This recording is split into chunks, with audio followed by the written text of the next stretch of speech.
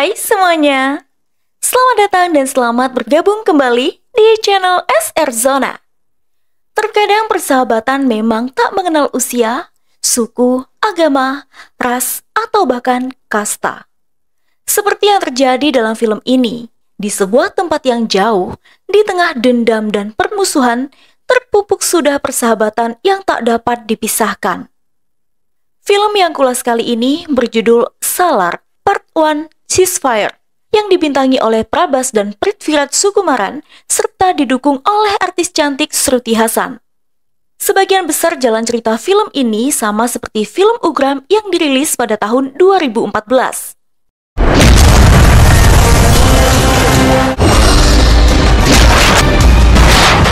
Ya, Salar adalah remake film Ugram. Bagi kalian yang penasaran seperti apa film yang diadaptasi oleh Salar ini, bisa kalian cek di playlist channel ini ya. Film Salar disutradarai oleh Prasan Nil dan dirilis pada tahun 2023. Film ini mengisahkan tentang persahabatan solid yang terjalin antara seorang pangeran dan seorang anggota suku, di mana dalam prosesnya persahabatan tersebut banyak menimbulkan pertumpahan darah. Bagaimanakah kisahnya? Oke, tanpa berlama-lama, yuk langsung saja simak ini dia rangkuman alur cerita filmnya.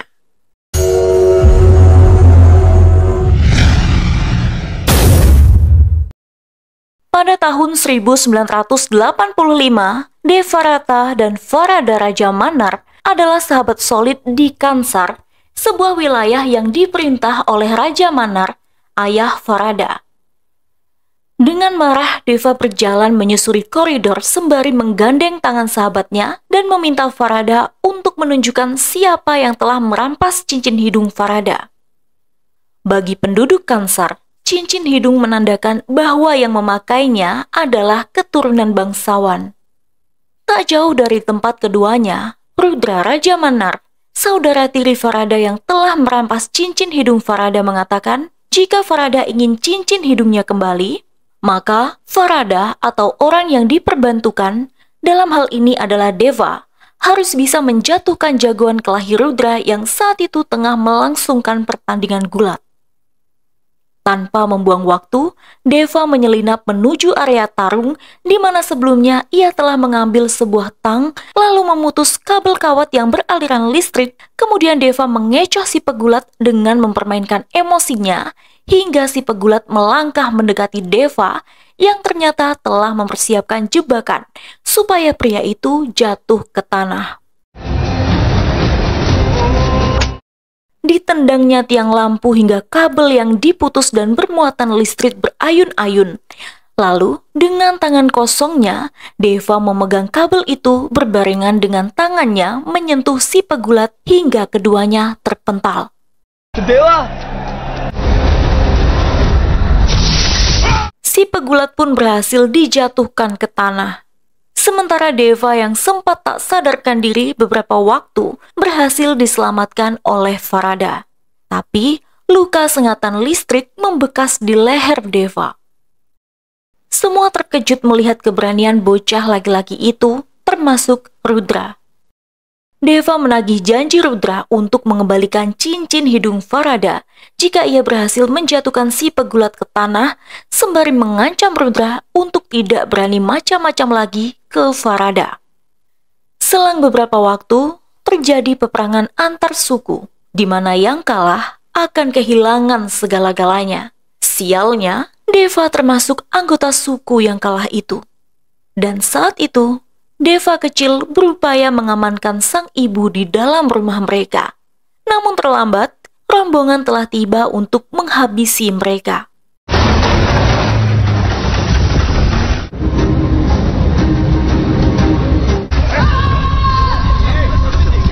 Beruntung Farada tiba di saat yang tepat.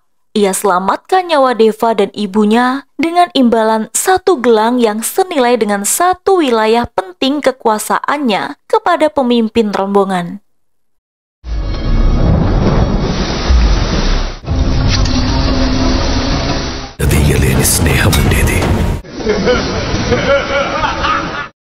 Selanjutnya, Farada meminta Deva dan ibunya untuk keluar dari Kansar mengingat nyawa mereka terancam.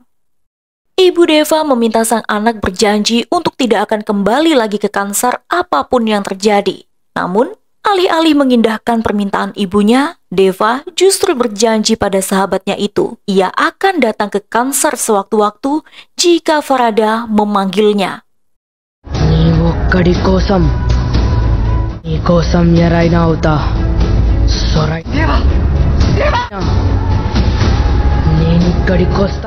Dan demikianlah persahabatan solid itu pun terpisah oleh takdir. Baba, penasihat Farada, mengisahkan cerita zaman kerajaan Parsi di mana Sultan tidak akan mengirimkan banyak tentara hebat, tak peduli sebesar apapun masalahnya. Sultan hanya mengirimkan seorang lelaki saja. Dan kemudian Farada menanggapi, "Aku ingat Baba, lelaki itu dipanggil Salar." Ya, Salar adalah seorang pemimpin dan pemberani, dan Deva adalah salarnya Farada. Salar. Bertahun-tahun kemudian, tepatnya pada 2017, seorang taipan bisnis bernama Krishnakan mengetahui bahwa putrinya, Adya, tiba di Varanasi dari New York untuk menyelesaikan upacara terakhir ibunya, yakni melarung abu jasad sang ibu di India. Tampaknya dunia bisnis memang selalu penuh persaingan, dan Radha Rama adalah pesaing Krishnakan. Sepertinya 7 tahun lalu telah terjadi peristiwa yang menyisakan dendam mendalam pada diri Radha Rama terhadap Krishnakan. Radha, wanita yang duduk mematung di kediamannya dan nyaris tampak seperti wanita gila itu, belum tentu tidak berbahaya. Sedangkan asistennya, Obalama, memiliki power untuk menentukan pilihan rakyat. Selain itu, Obulama juga memiliki 2 pengawal kejam, yakni Veda dan Hazare, yang diperintahkan untuk menculik Adya, putri Krishnakan. 7 tahun sudah Obalama atas perintah Radha mencari Krishnakan kemana-mana. Hingga kini, penantian mereka berujung ketika salah seorang hacker mereka berhasil mendapat informasi jika Adya akan tiba di India. Merasa terancam, Krishnakan meminta bantuan Bilal. Bilal tahu kemana ia harus mengamankan Adya. Dihubunginya seorang pemuda. Sudah saatnya menunaikan janji. Bilal mengatakan bahwa ia akan membawa seorang gadis ke rumah pemuda itu untuk dilindungi. Kemudian, pemuda itu menjawab, "Katakan saja apa yang harus aku lakukan." Pemuda itu tak lain dan tak bukan adalah Devarata alias Deva dari Kansar. Setelahnya, Bilal bergegas menggagalkan upaya Obalama and the gang yang hendak menculik Adya. Dibawanya gadis itu ke tempat Vidya, ibu Deva, di Tinsukia, Assam. Ya, kini Deva dan ibunya tinggal di Tinsukia. Vidya tak tahu tentang siapa Adya sebenarnya. Atas perintah Bilal, Adya berpura-pura melamar menjadi guru bahasa Inggris bernama Dia di sekolah di mana ibu Deva menjadi kepala sekolahnya. Vidya sempat menolak lamaran pekerjaan Adya, namun gadis cantik dan pintar itu berhasil meyakinkan Vidya yang terkenal dingin, kaku, dan tidak mudah percaya orang baru. Selama tinggal di tempat Vidya, Adya merasa aneh melihat wanita itu begitu overprotective terhadap Deva, putranya yang kini sudah beranjak dewasa. Pemuda itu kini bekerja di sebuah tambang. Jika Deva pulang sedikit terlambat, maka Vidya akan marah semarah-marahnya. Meski sudah dewasa, tapi Deva seorang penyendiri. Ia tak memiliki teman sebaya atau yang lebih tua darinya. Deva bergaul hanya dengan para bocah. Suatu ketika, secara tak sengaja, Deva memegang pisau plastik dan ketika Vidya melihatnya, reaksinya begitu berlebihan.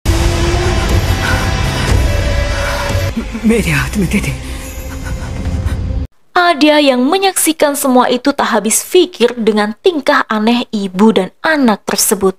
Si ibu yang pemarah dan anak yang penurut.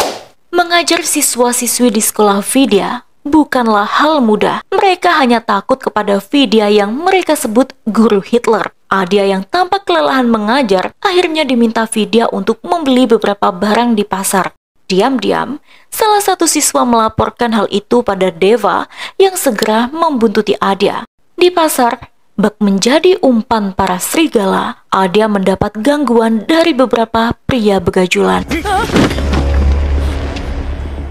Saat itu Deva melihat dan hendak melibas para pria itu. Namun, langkahnya tertahan seolah terikat oleh sesuatu. Beruntung polisi melintas dan para pria itu langsung bubar seketika. Dengan tatapan sinis, Adia melenggang di depan Deva yang dianggapnya tak bisa berbuat apa-apa. Sementara Deva, saat melepas genggamannya dari tiang yang sedari tadi dipegangnya, besi itu berbekas cengkraman tangan Deva, menandakan bahwa sejatinya amarah pemuda itu begitu dahsyat. Lalu apa yang menyebabkannya menahan amarah? Obalama dan antek-anteknya menjebak Adia dalam kasus pembunuhan seorang pria. Hingga bukan hanya anak buahnya saja, tapi polisi juga turut mencari untuk menangkap Adia, terduga pelaku yang sebenarnya pelaku pembunuhan tersebut adalah anggota Obalama sendiri. Mereka juga menyebarkan foto Adia ke seluruh jaringan, hingga akhirnya salah satu pria yang sempat mengganggu Adia di pasar menyadari bahwa gadis itu adalah targetnya. Di tempat lain, di pelabuhan Handla, Nayak, anak buah Obalama lainnya, hendak mengirim beberapa kontainer senilai 100 juta dolar milik seorang bule ke Nepal. Nayak mengirim barang-barang ilegal itu bersama Rinda, seorang pria yang tampaknya memiliki pengaruh kuat dalam hal ekspedisi. Barang-barang di dalam kontainer itu distempel, kemudian mereka pun jalan.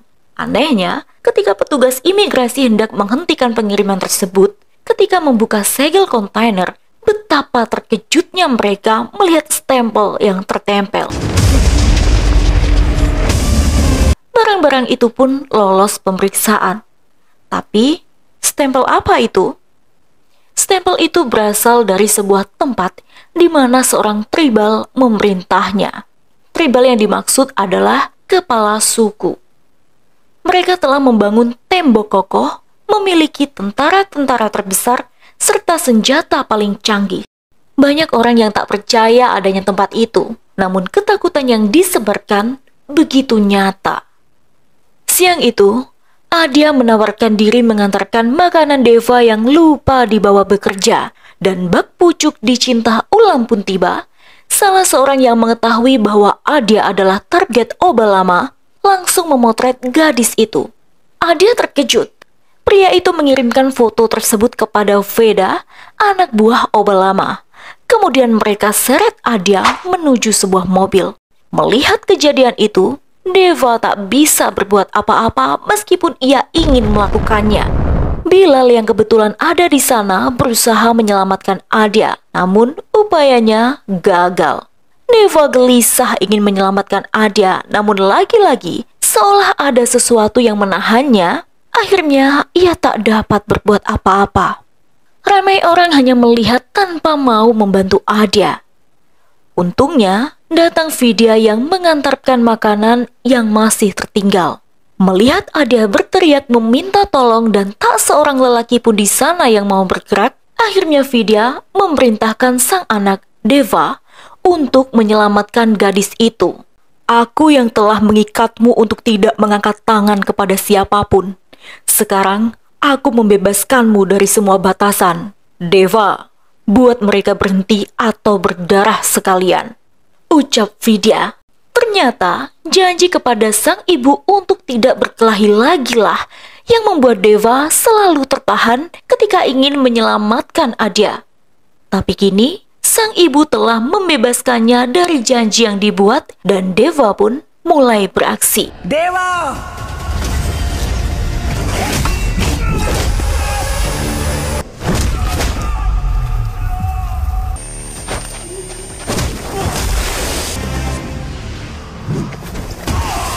Sementara itu, Veda yang baru saja menerima kiriman foto Adia mendadak gemetar saat melihat sosok yang tak sengaja terekam kamera.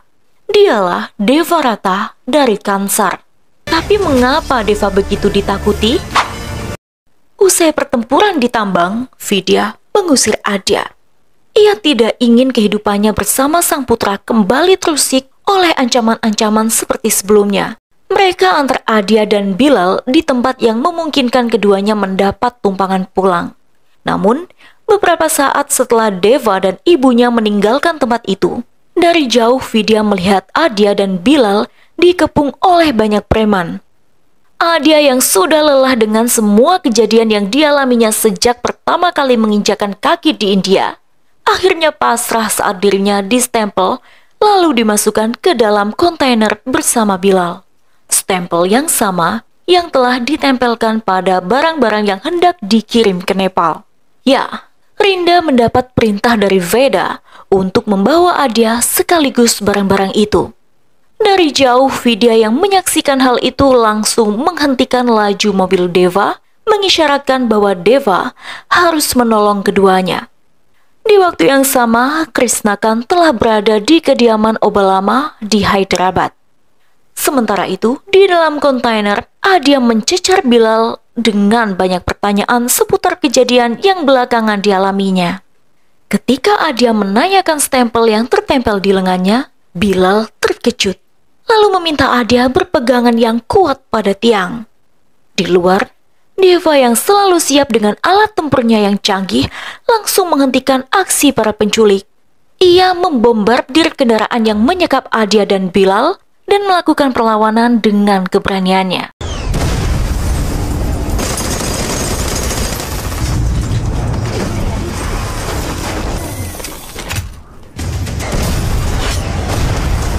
Di sisi lain, Deva telah menyiapkan sebuah mobil dan sopir untuk membawa Bilal dan Adya menjauh dari tempat itu. Adya terpukau dengan aksi heroik Deva.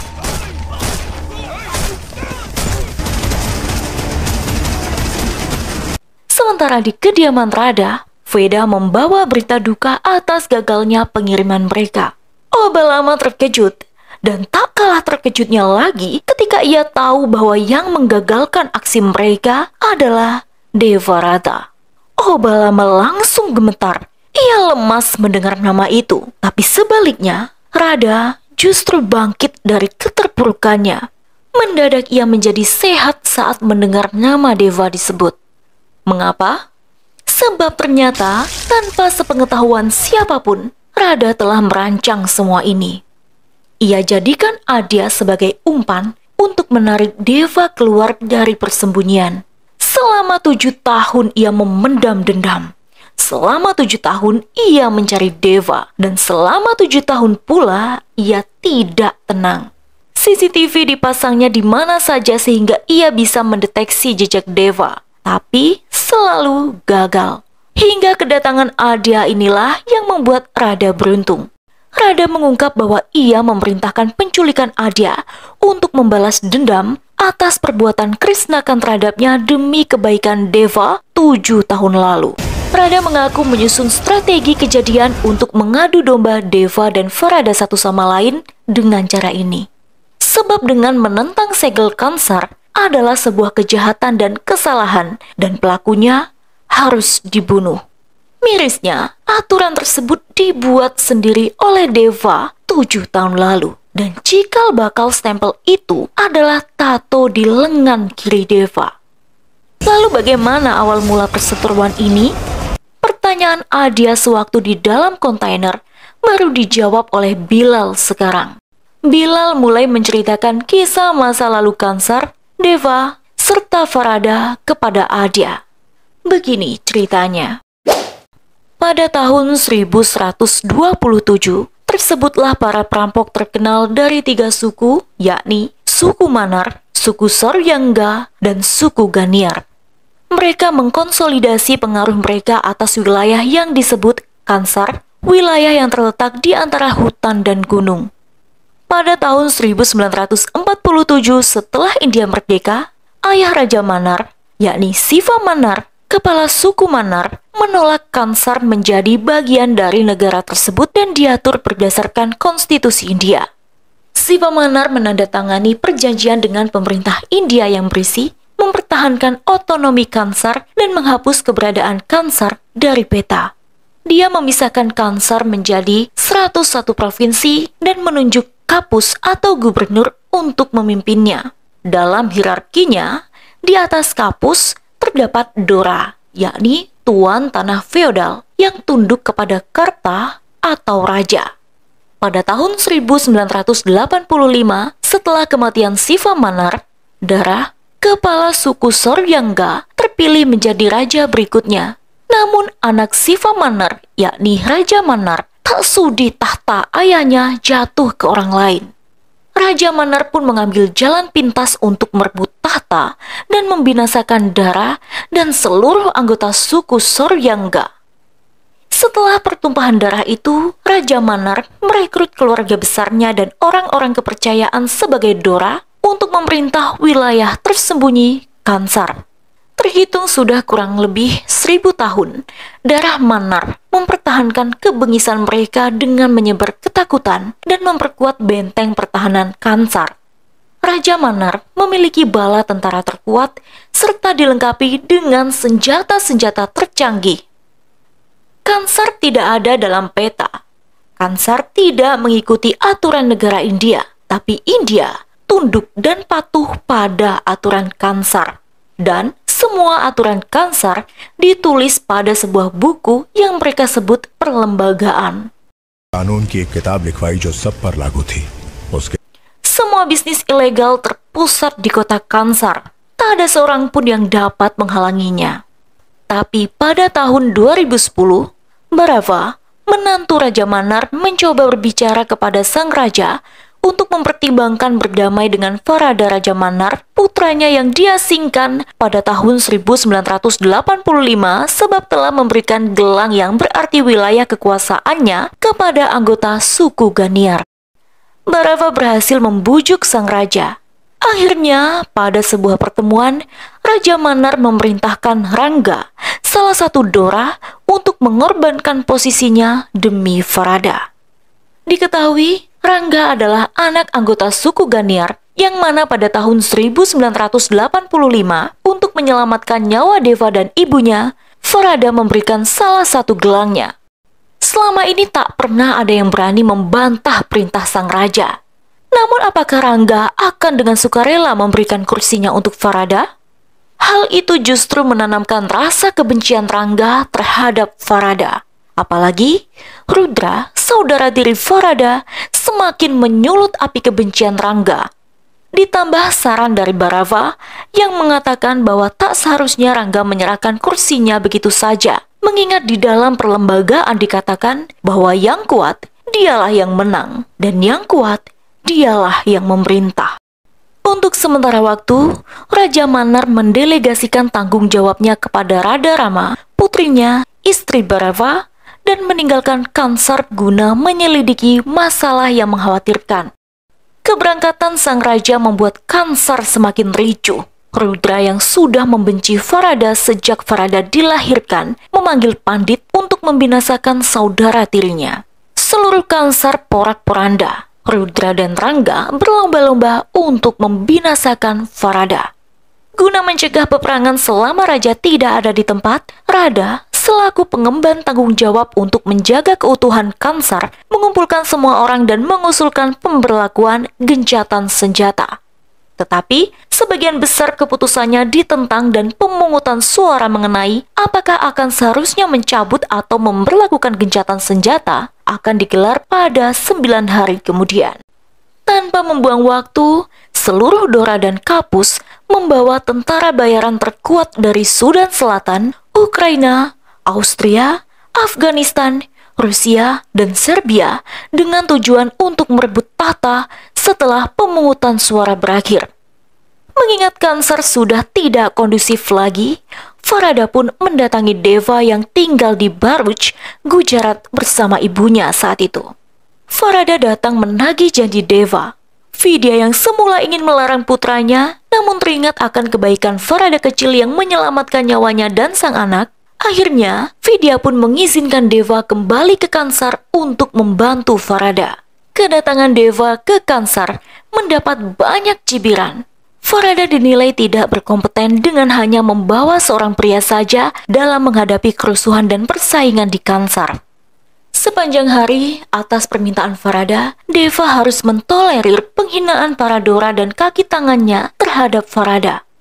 Namun, suatu ketika, Farada tak lagi menahan amarahnya saat melihat tindakan tak manusiawi Wisnu, putra Narang, salah satu Dora yang setiap hari memburu gadis-gadis suku Mahara yang mana setelah ia renggut kesucian para gadis itu, kemudian ia melenyapkannya. Siang itu Deva yang mengira Farada memanggilnya, padahal tidak.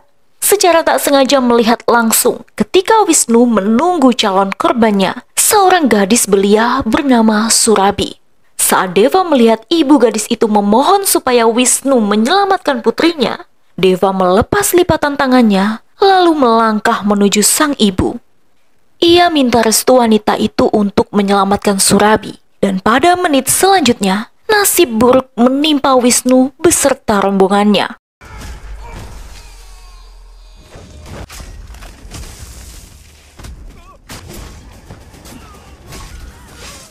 Semua meminta Farada untuk menghentikan Deva, tapi Farada tetap menutup mata, membiarkan Deva melampiaskan amarahnya, hingga pada akhirnya Wisnu tewas di tangan Deva.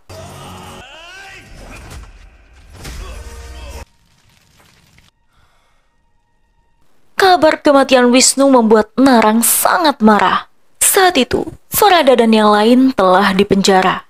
Di pemakaman Wisnu, Bharava menghasut Rudra untuk mengadu domba antara Narang dan Farada. Selama persidangan, Narang yang telah terhasut untuk menewaskan Farada sempat dihalangi oleh Deva yang mengaku bahwa yang membunuh Wisnu adalah dirinya, bukan Farada. Tapi Narang terus menyerang Farada hingga akhirnya Deva mengamuk dan memisahkan kepala Narang dari tubuhnya. Semua tercengang. Pasukan Narang dikerahkan, tapi semua habis dibasmi Deva. Pengadilan menjadi berdarah. Hingga akhirnya Farada, Deva, Baji, adik laki-laki Farada, sang asisten Bilal dan Rinda, serta penasihat Gaikwad alias Baba, dijebloskan ke dalam penjara. Singkat cerita, tibalah hari pemungutan suara. Walau sedikit terlambat, Raja Manar kembali ke Kansar dan memilih untuk melanjutkan gencatan senjata serta mendukung Farada.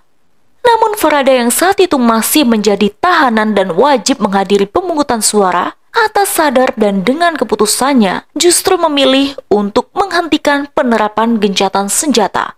Dengan kata lain, ia siap angkat senjata, ia siap memulai peperangan. Sekembalinya ke penjara, Farada tak menemui seorang pun yang dikenalnya. Ternyata mereka telah dibawa di suatu tempat untuk dihabisi dan akan diawali dari Baji. Tapi Deva dengan santainya justru mendatangi seorang wanita ahli tato dan meminta wanita itu untuk menggambar apapun yang sesuai dengan karakternya. Dan gambar itulah yang kini menjadi stempel Kansar yang ditakuti seluruh India. Di detik selanjutnya, Deva telah melibas habis seluruh penjaga dan menyelamatkan nyawa rekan-rekannya. Sementara itu, Farada terjebak oleh para napi pecandu yang dikirim Rangga untuk menghabisinya. Beruntung, Deva segera tiba meski agak sedikit terlambat. Sekeluar mereka dari penjara, mereka cari dan habisi Rangga saat itu juga. Di tengah kekacauan kota Kansar, sang raja mengungkapkan sebuah fakta pahit kepada Rada, bahwa ternyata Bharava, suami Rada, sebenarnya berasal dari suku Soryangga. Bharava kembali membawa dendam atas tewasnya anggota sukunya. Ia adalah salah satu dari sedikit orang yang selamat dari penewasan suku Soryangga pada tahun 1985 lalu, di mana saat itu para generasi penerus suku Soryangga diamankan oleh orang tua mereka supaya dapat membalaskan dendam. Di waktu yang sama di tempat lain, Bharava dan para anggota suku Soryangga yang masih hidup bersumpah akan menuntaskan balas dendam terhadap Raja Manar atas genosida di tahun 1985. Yang mengejutkan lagi adalah ketika rekan Bharava ditangkap, Tiru mengungkapkan kepada Raja Manar dan Rada bahwa Deva sebenarnya adalah Devarata Raisar, putra Dara Raisar yang merupakan kepala suku Suryangga dan seharusnya menjadi Raja Kansar berikutnya di tahun 1985 lalu, namun dibunuh oleh Raja Manar. Di waktu yang sama, Farada mengajak para rekan serta adiknya untuk menyaksikan siapa Deva sebenarnya. Semua terkejut melihat bahwa Deva adalah suku Suryangga, kecuali Farada. Karena sejak awal, Farada tahu bahwa Deva, sahabatnya, memang suku Suryangga. Tahta yang diperebutkan petinggi-petinggi Kansar, yang Deva berjanji akan memperjuangkannya menjadi milik Farada, sebenarnya adalah tahta milik Deva. Begitulah cerita Bilal pada Adya yang tampaknya pusing mendengar kisah rumit penuh plot twist ini. Film ditutup dengan transformasi kulit Deva menunjukkan wujud aslinya menjadi suku Suryangga.